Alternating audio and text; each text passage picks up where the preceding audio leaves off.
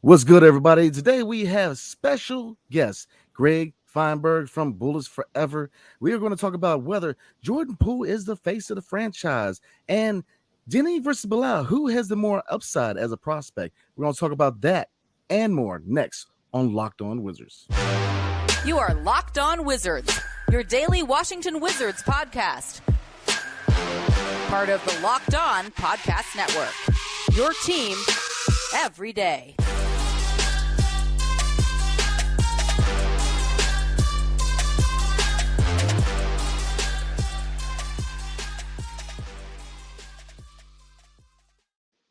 Thank you for making Locked On Wizards your first listen every day. We are free and available wherever you get your podcasts and on YouTube, part of the Locked On Podcast Network, your team every single day. And today's episode is brought to you by FanDuel Sportsbook, the official sportsbook of Locked On. Make every moment more. Visit FanDuel.com/Locked On today to get started. And today we have special guest, Greg Feinberg of Bullets Forever. How you doing today, man? I'm doing great. Like I told you before, I listened to this podcast for a while now, so it's awesome to finally be a guest on. I'm excited to talk Wizards basketball with you too. Yes, sir. Appreciate your time, man. So we're going to jump right into it. We're going to start off with Jordan Poole. Now, obviously, Jordan Poole coming over from the Golden State Warriors, part of the Chris Paul trade. We all know about him and Draymond. That's well known at this point. But, there's been interviews with Stephen Curry, Klay Thompson, and now Andre Iguodala that kind of praised his work ethic. And when he came over from Golden State, the first thing he did when we drafted Bilal Coulibaly was introduce himself. And there's been reports that he actually brought players out to LA to work out. So we know that he has talent. But from a leadership standpoint, I mean, can you see Jordan Poole being the face of the franchise? I can. I think it'll be split. Him and Kuz are going to have to take that role. But look, Poole is only 24. Kuz is 28. Like, they're still young, so obviously they need to mature. But I think the Draymond situation really forced Poole to understand the NBA and understand that, look, sometimes it's not going to go your way. Sometimes there's going to be that rift between guys in the locker room, but it's kind of how you bounce back from it and handle those situations that makes you a leader. And that's what makes teams like the Warriors, where you have Curry, Klay, Draymond, you have the core, and they kind of set the standard for not only the work ethic, but how you're going to come in as a person every single day. And being in a great organization like that, and a great culture like the Warriors, coming over and bringing that to DC, I think he's going to thrive here. It's the same thing. Kuz coming from a winning organization in LA. We need more winners here in DC because it's not been a great culture the last couple of years, especially under Tommy Shepard, where we lost a lot. So I think Jordan can definitely rise into that role. I think I'm more focused on him in terms of what he can bring on the basketball court. I think Kuz is going to emerge as that locker room guy. Even when we had Brad and KP and Dinwiddie and all those guys, Kuz stepped it up in terms of being a leader, making sure guys bring it every day. So I think you'll see a little bit of a shared responsibility there between those two. But I'm definitely excited to see what Jordan brings to the table. Yeah, you mentioned Spencer Dinwiddie. Oh, crypto Spencer Dinwiddie.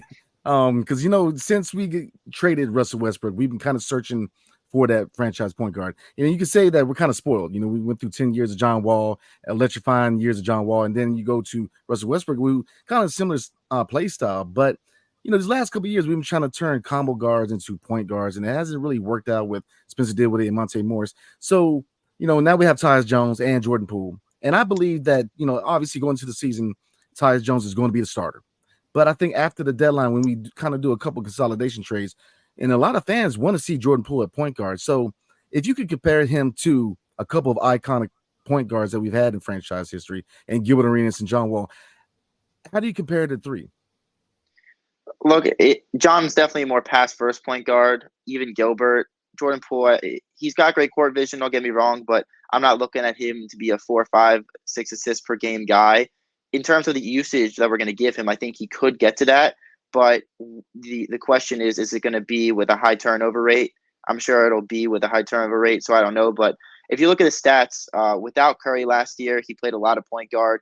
In the 26 games without Curry last year, he averaged 26 points, 5 assists, 2.8 rebounds. It's really good numbers, and I think that's going to be a similar role to what he has here. So I like the comparison to Gilbert a little more than John. He's going to be a guy that can get you 20 points per game easy. He's going to set the table for everyone, not on the same level as John, but he's going to bring it every night. I think if he can get up to that 4 or 5 assists per game, keep it under 2 turnovers per game, I'd be really happy. Okay, yeah, I'm with you. I think that me personally, I would like to see him as a long-term answer at point guard because, like you said, he needs to kind of settle down a little bit. He's a little erratic. He plays real free with the basketball, but I mean, he's a walking basket, man. I mean, he can score whenever he wants. And if you look last year, he averaged 20, and I think a lot of people have him kind of penciled in as averaging 25 plus, and I think that's attainable because between him and Kyle Kuzma, they're going to shoot the ball. That's not going to be a problem. That's not a problem in DC. But we're going to shift focus real quick. Looking at Denny Avdia, obviously coming into the season, it's a contract year for him. We know what he can do, which is defense. He's on point. He can play elite level defense, but offensively, his 3-point percentage has gone down. He's had issues with, using his left hand where defense is kind of pushing him to go left. And, going through, finishing through traffic has been an issue where he's worked on it. And he's had some dunks here and there driving through the lane, but he definitely needs to work on his offensive repertoire. But he was drafted by Tommy Shepard. And now with the new regime coming in, where do you think the focus is as far as long-term prospects between Denny and Bilal? You think that, if he evolves offensively, he could stay here in DC, or do you think that he's pretty much a prime target to be moved at the deadline? Look, I think we're going to know a lot about Will Dawkins' intentions with the young core and the veterans as we get closer to the start of the season. Guys like Shamit, guys like Gallinari, they're guys that can still be moved, and they're going to be taking up the minutes of Johnny and Bilal and maybe Denny, Patrick Baldwin Jr. These guys they're not old, but look, Gallinari and Shamit are getting up there in age, and then you got a bunch of young guys coming in. Is it the best option for the Wizards to go and try to play guys like Shamit and Gallinari and win now? Or is it best to move them and then let the younger guys develop? And I think we'll see what our stance on that is as we get closer to the season and even closer to the deadline. But in terms of Denny and developing, it's been the same thing every single year. It's his jump shot, mainly his 3-point jumper. It's been terrible. There's no way around it. Every year you want him to get better. Denny's my guy. I've been pulling for him ever since draft night. But at a certain point, you can't play the offense you want to play when you have a liability like that. And if my small forward, the defender is cheating over to Poole and cheating over to Kuzma, playing off of him, especially when the confidence isn't there, that makes it so much tougher for me to score on offense. And if he's going to be that type of liability, I don't care if he's locking down the other guy on the other end. It just isn't not only attainable for the season, but for the future. And if he wants to gain that contract extension, I think he's definitely got to add that 3-point shot. Totally agree. He is definitely a 3-point shot away from being a really good player in this league. So before we roll next, man, talk about Bilal real quick. Current draft pick. Do you think that he can eventually evolve his offensive game, or you think he's kind of in the same boat with Denny where he's going to be solid defensively, if not elite defensively, if you look at his intangibles, his wingspan? Do you think the offensive side is going to come along eventually? Yeah, look, I'm a sophomore in college. Bilal is my age. He might be a little younger than me. I couldn't even imagine myself being where he is, about to play in the NBA at my age. It's a lot on him, and he just played in the France League, and he played in the finals. He is really, really young, really raw. I think his game is going to come along, and it's not going to be in 1 year. It's not going to be in 2 years, but give it 3 to 4, and I think his offensive game can start to come along. He definitely needs to add a jump shot.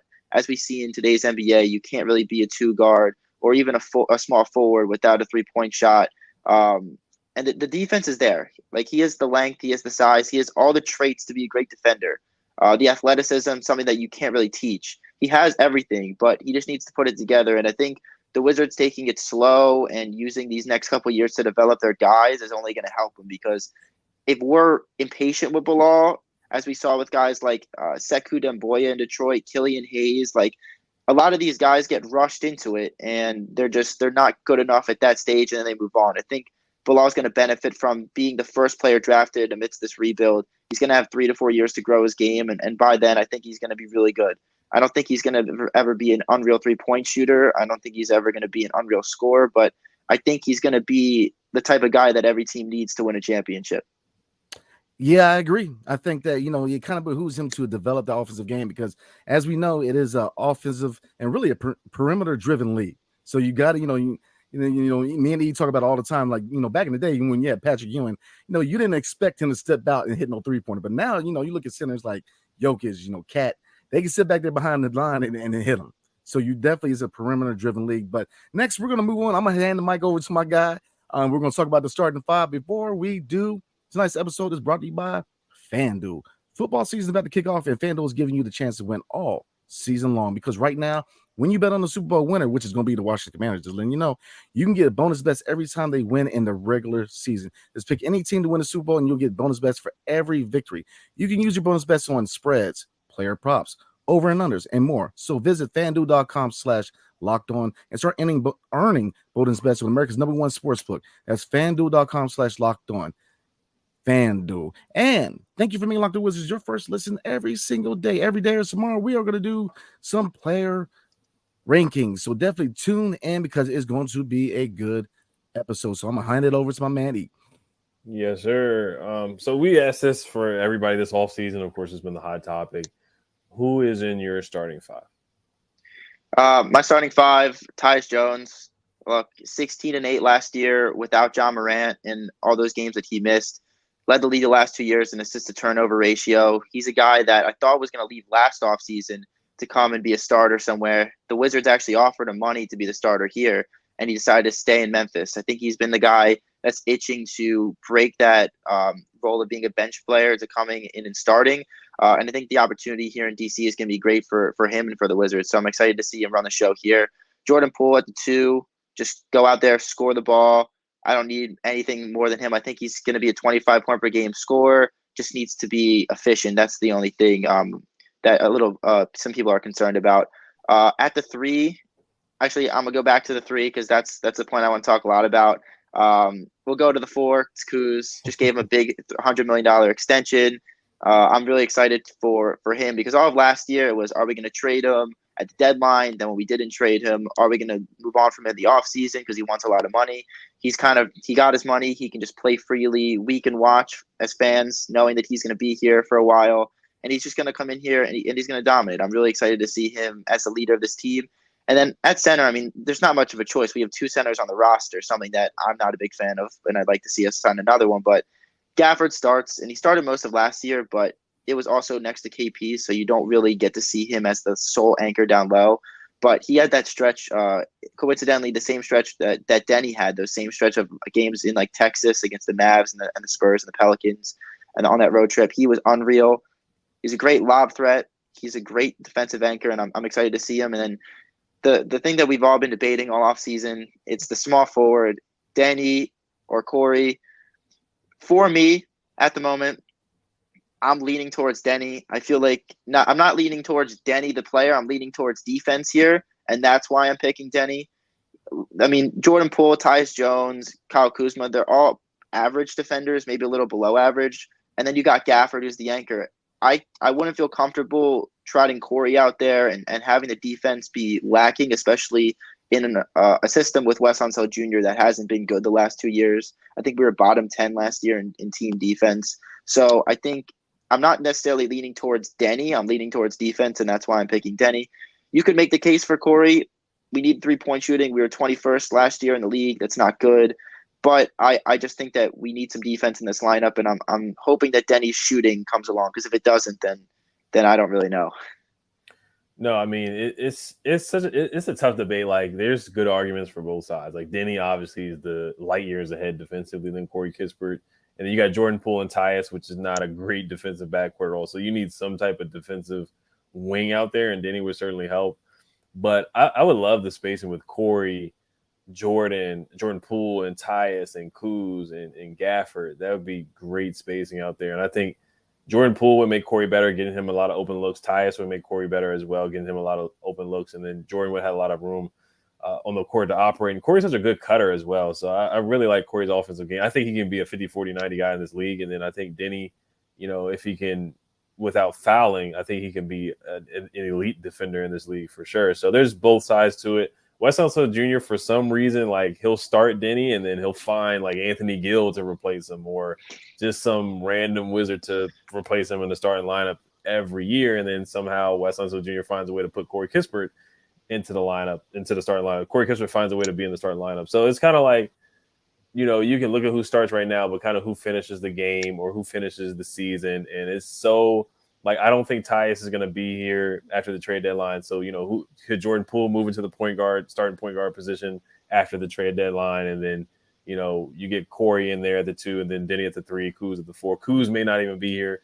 So it's definitely an interesting debate, but I think the more important lineup will be the one after the trade deadline, because you're going to see more of the young guys where, like you brought up earlier, Gallo, Shamet, they're going to be taking up a lot of playing time from the young guys as well. So we got to find different places for some of these older guys. The long right too, but it's an interesting debate. I just want to see who finishes the season as the starter. Mm-hmm. But for me, I personally would go with Corey, because I think Denny too, I think he's better with the ball in his hands. And I think with the second unit off the bench, he'll get to control the ball more, where he can bring the ball up. He can just get the boards, bring the ball up, where kind of saw that last year where Brad was the starter, Monte was the starter, Kuz was the starter, Porzingis was the starter, and then Denny was kind of like sitting in the corner as a 3-and-D guy. And I think that it just suits Denny better to have the ball in his hands. Yeah, can I ask you a question? Like you mentioned that like last 2 minutes tie game, who's your 5 that you're throwing out there? Not necessarily starters, but like the 5 that you want to close out the game. Who's my 5? Yeah, you're 5 right now. It's that's a good question. And it's so situational, because there's times where Denny was putting up the X against Giannis, and it's like, you have to put Denny out there. There's just no way you can put him on the bench right now. He's locking up Brandon Ingram in the 2021 season where we started off 10-3. You got to put him in there. So that's a heck of a question too, and it's all situational. Like, but if we need points, obviously you got to put Corey in there, because you need the shots, you need the threes, you need some shots to get back in the game. So Wes has his hands full, and in my opinion, I think it's a hot seat year for Wes. It's a prove-it year for him too. But it's situational for me too. If you need buckets, I feel that. Put Corey in there. If you need some stops on Giannis or Brandon Ingram, and he's doing a heck of a job getting stops, then it's like, you got to put Denny in the ball game. Yeah, I low key would go small. Like I love Gaff defensively, but if I could go Tyus, Poole, Corey, Kuz, and then have like Gallo at the 5, I feel like that's a little like Gallo can stretch the floor.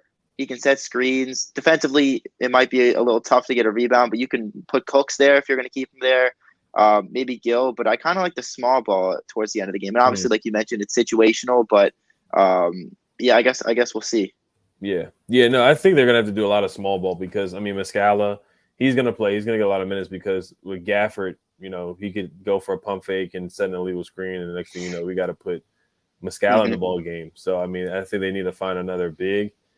But yeah, I think West is going to have to get creative and definitely go with a small ball lineup. Denny may have to play some 5 sometimes. Kuz has played the 5 in the past. Like you brought up Gallo, he's played the 5 in the past. Muscala is just, he's just a smaller big. Gafford's a smaller. They're more leaner, skinnier bigs. So they struggle against, the guys. I mean, everybody struggles against Embiid, but Gafford really struggles against guys who are just as strong as him or bigger than him. So, yeah, it's going to be tough. It's going to be tough for our front court for sure. But I feel that. Yeah, next question I have for you. You brought this question up on Twitter. Aside from Jordan Poole and Tyus Jones, which of these newly acquired wizards is going to have the most impact this season? I just want to get your answer on it and elaborate. You put it on the list was Landry Shamet, Gallinari, Ryan Rollins, Pat Baldwin Jr., and Mike Muscala. And then which one of those guys that we brought in or that the front office brought in are you most excited to see? For me, it's Gallo.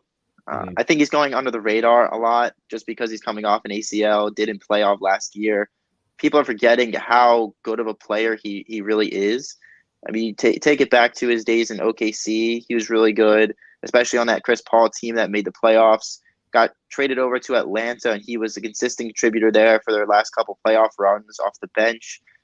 He's a stretch at the 4. He can shoot the 3. He can take it inside. He's a very crafty player, and I'm very excited to see him. I don't necessarily think he's going to start just because we have Kuz at the 4, and I don't really like him at the 3 or the 5. He's a pretty set in stone power forward. But I think he's going to take minutes away from Baldwin Jr. He's going to beat him out. He's going to beat out Gill. He's going to beat out Cooks. And look, when there's guys in the NBA that have stuck around as long as he has, and no matter where he goes, he contributes, you know that he's going to come into a situation and he's going to be good. And I feel like game on the line, that's why I want him there. I feel like I can trust him. I feel like he can go get me a bucket, and I think he's going to take this second unit to the next level with his ability to stretch the floor at the four. So it was hard pressed between him and Shamet. It's the same thing for Shamet. He's been all over the league. There's a reason he's always involved in these trade packages for superstar players. But I just think Gallinari is going to be a great contributor off the bench, and that's why I went with Gallo. Yeah. So, yeah, Gallo, he's 35, just came off the ACL. Now, he is really motivated because he tweeted out about the Celtics. That's a revenge game for him. For some reason, he has something against the Celtics. So, I want to see how he plays when he bounces back this season. But, yeah, he can shoot the three. He can post up. He's still very talented. He can still really score off the bench and play the 5 and the 4. And Pat Baldwin Jr. is a guy to keep an eye on. He just has to do other things than just knock down threes. He is 6'10", so I do want to see him play a little bit like his size. In the summer league, I saw, when he was off from the three, it was kind of like he wasn't doing anything else. Rollins, he's intriguing too. I thought he was one of the better players in the summer league, if not the best player in the summer league. He was the most consistent guy in the summer league. And then Shamet, he's a three-point shooter, so I think he's going to be a guy that can come in and stretch the floor for sure. But just looking at the offseason, from all the trades and the transactions, I know that the front office made a lot of moves this offseason. Which move did you like the most, and which move did you like the least out of all the trades and moves they made? It's a great question. There's so many things to like this offseason. I want to say that my favorite move is letting Tommy Shepard go, but I don't really feel like that should be said because everyone is sharing in that same opinion. But if I had to say my favorite, it's the Poole trade, just because that's not like a trade where you had all these stored up assets and you shipped them off for a young 24-year-old NBA champion, fringe all-star who's only getting better, just averaged 20 a game. You traded your disgruntled star with a no-trade clause to a team. You got back Chris Paul, who many thought would be waived or sit on the bench and get bought out. And then you flipped Chris Paul for not only Jordan Poole, but you also flipped Chris Paul and the 57th pick for Poole, Patrick Baldwin Jr., who was just the 28th pick in a draft 2 years ago, and Ryan Rollins, who's a really intriguing young point guard. And you picked up additional draft capital with the second round pick that you got and the protected first round pick you get in 2027. All of that is from a trade that you traded Bradley Beal to the Suns and you got back CP3 who was going to be waived. So I was really happy that Will Dawkins was able to get all of that for Chris Paul. In terms of my least favorite move of the offseason, I want to say the KP trade just because I felt like there was a future for KP in DC. I didn't think he was going to demand that much money. I didn't think that necessarily the return we got for him was worth the move. Obviously, I'm excited for Tyus Jones. You pick up the 35th pick. You get Gallinari. You get Muscala. But I would have preferred to hold on to him until at least the deadline and see what we could have gone for him had we held on and seen what the offers were later down the line. I'm not necessarily mad at the trade, but I would have liked to see us get a little more return for him or hold out a little more because I did like KP as a player. But I'm curious, what do you guys think? What was your least favorite? Because that was a little tough for me to decide. Yeah, and Brandon, you can go ahead. You can start. That's a good question, man. I hate to use the easy answer here, but I'm kind of piggybacking off you. That Jordan Poole trade was immaculate because, like you said, you flipped the immaculate. You flipped the older gentleman. Where I'm 37, so I don't want to say aging here, but but the fact that you were able to flip him for a young guy who again hasn't even hit his prime yet. This brother is dropping 20 points a game and hasn't even hit his prime yet.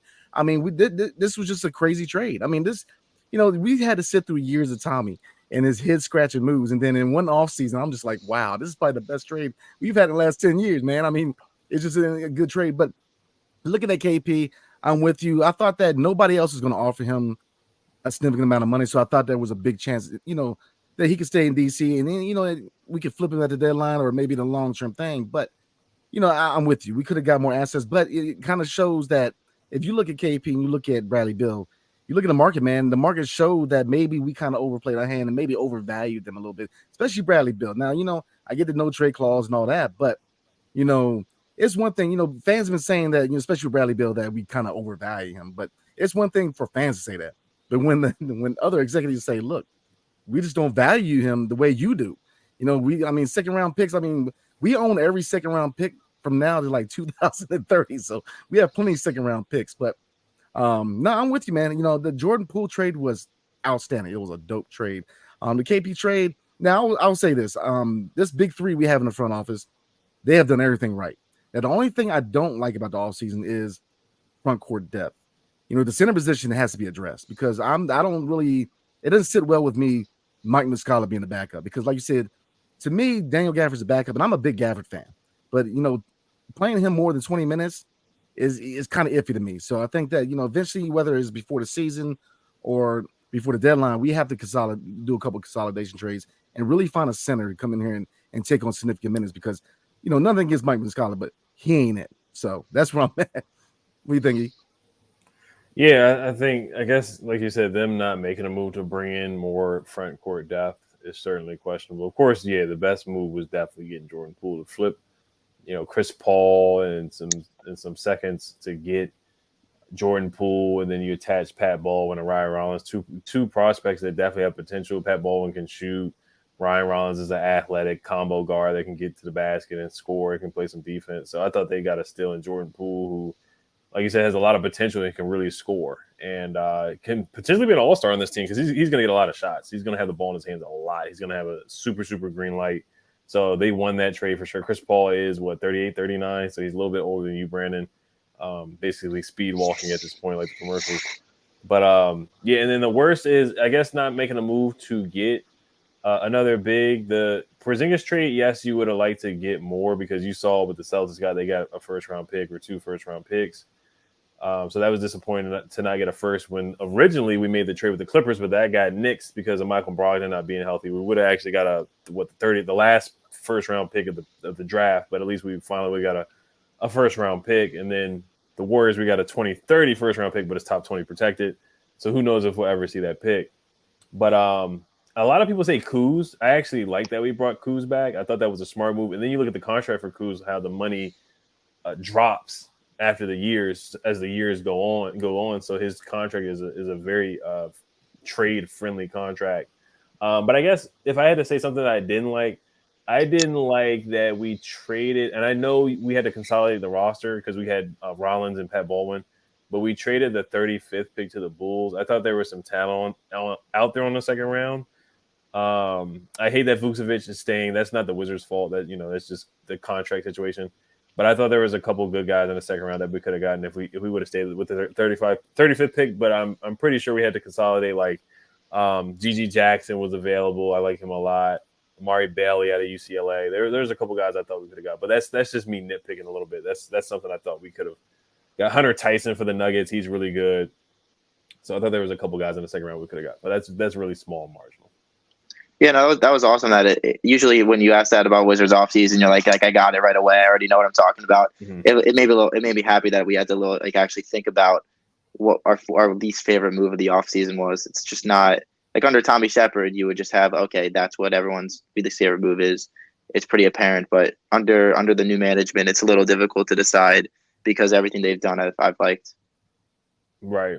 Yeah, and I guess this is nitpicking too. I mean, I was going to say waving Quentin Jackson, but he just didn't look good in the Summer League, and it looked like he just wasn't in their plans. And I really did like Quentin Jackson last year. I thought he played really well. I thought he actually had somewhat of a future here, but the Summer League was really bad. And it made sense. They brought on Jared Butler. They got Eugene. So we'll see who else they bring on the 2-way contract coming up. But, yeah, other than that, I thought the offseason was fine for a rebuild. So I get moving on from Porzingis for sure. But the last question I got is, of course, the betting odds is at 24.5 for the Wizards season, over under. So I just want to get your thoughts on that. Are you taking the over or under? And then who do you have as your breakout player this season for the Wizards? I mean, you might have to talk me out of this. I might throw my life savings on the over. I don't understand. We're not going to win the title. Obviously, we're probably not even going to make the playoffs. But 25 wins, it seems so easy. It's just free money at that point. We have a competent roster. We're not the Rockets of last year. We're not the Pistons. We have a bunch of NBA players that are ready to compete. Most of the rookies that we have are the younger guys like Bilal and Johnny. they're not going to play as much as people think. Like, we're going to be a decent team. We're not going to be top 6 in the East, but we're going to be a decent team. I just think 24 is too low. I like, maybe we can get to 30. I even, like, if it was 29.5, I might even consider the over. I think we'll be right around that range, but I'm just going to throw a lot of money on it. Like, it seems like free money at that point. But in terms of my breakout player for this season, I think I sent out like a poll like a month ago about it.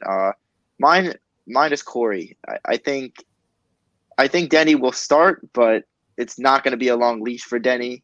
I hope he keeps that job, but Corey's going to be right there, breathing down his neck, because he's just the most consistent player of the last couple of years. As you mentioned, Ed, earlier, unbelievable cutter, always finds the open spots if it's a zone or if it's man. And towards the end, he shot almost 50% from 3. Like, he does his job, he knows his role, and he does his role really well. And I think playing with a guy like Tyus Jones in a guy that can get him the ball in the right spots is going to benefit him tremendously. Same goes for DeLon on that second unit. And I'm really excited to see him kind of break out this year. It's just it's been a minutes thing. It's been a role thing the last couple of years. But I think being in that 6th man-ish role this year, having an uptick in minutes, having competent point guard play for the first time in a little bit is going to definitely allow Corey to break out this season. Definitely. Those are good answers right there. I'm just looking at last year's records. Some teams that were really bad went over 25. Like the Hornets were a bad team. They did have LaMelo Ball and Terry Rozier. So yes, they did have talent, but they went over 24.5 wins with 27. So you feel like they could do something like that. The Blazers had Dame, so that's why they went over with 33. The Rockets they were 22-60. The Spurs were goodness awful, 22-60. The Pistons were really awful. They had 17 wins. And I do think, like you said, Greg, the Wizards are better than the Pistons of last year, the Spurs and Rockets. So they should be flying around that 27, 26 to 30 range. Yeah, I agree. Yeah. Brandon, did you have a take on it?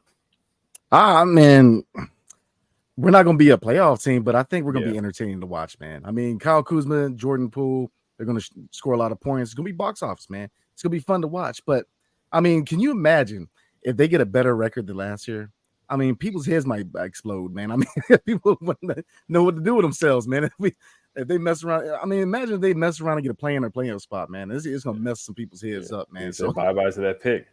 Oh yeah. Oh, that pick's gone, man. But I don't think it's gonna happen, man. I think we're definitely gonna retain that pick. But man, like I said, it was a pleasure. It was good having you on, man. So But yeah, thanks for coming on. Yeah, thanks for coming on, Greg. If you have anything to plug or shout out, just let the people know. Just my Twitter. It's at Greg Finberg. That's where I post a lot of my Wizard stuff. I also write for Bullets Forever, but I post all the links to that on my Twitter. So that's the only thing. Just if you wanted to follow me over there, that'd be great. Yes, sir. Make sure you guys follow Greg on Twitter and his work on Bullets Forever. He used to have a Denny Audio profile picture, but now it's himself. Mm-hmm. I upgraded. Yeah, he's definitely blown up on the Twitter scene for sure. So make sure you guys check out his work. He's always coming out with quick stuff and quick info. So we just want to thank you for coming on as well. And we want to thank you guys. Make sure you guys subscribe and hit the notification bell as well. And hit that like button on YouTube. Hell to the Wizards. Peace.